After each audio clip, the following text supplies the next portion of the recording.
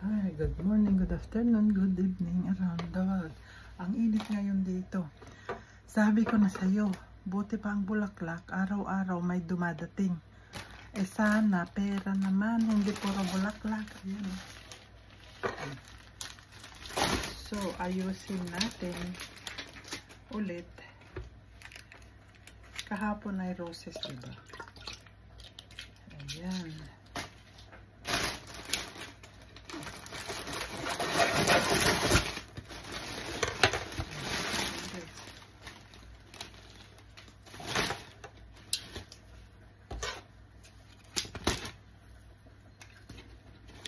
Puro bulaklak.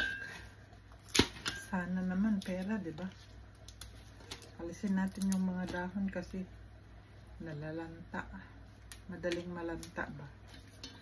Ayan.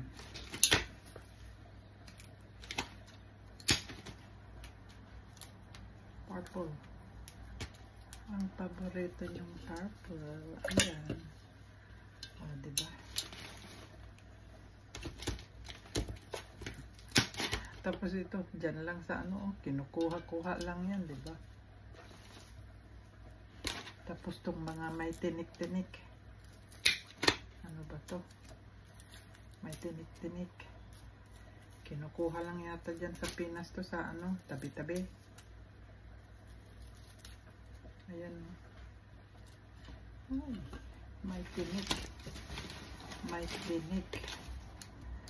At saka may kasamang roses. Ayan. Ito naman ay puro chrysanthemum ba ito? Ayan. Ayan, bulaklak pa more. Ano naman darating bukas? Sana pera. O diba? O nalanta na. Okay. Alam niyo, madaling malanta ngayon kasi mainit ba? Oh, ayan, purple. Purple. At saka mga white. Grabe, ang init, guys. Ayan, diba?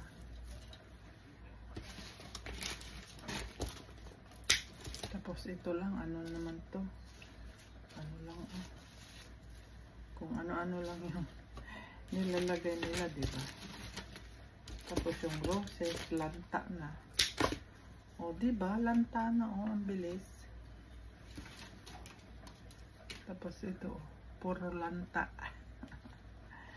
Tanggalin natin yung mga dahon kasi magbaho ba? Ayan. Ayan guys, o. O, diba? O, ito na. O, sana sa susunod pera ang darating. Shout out sa inyo.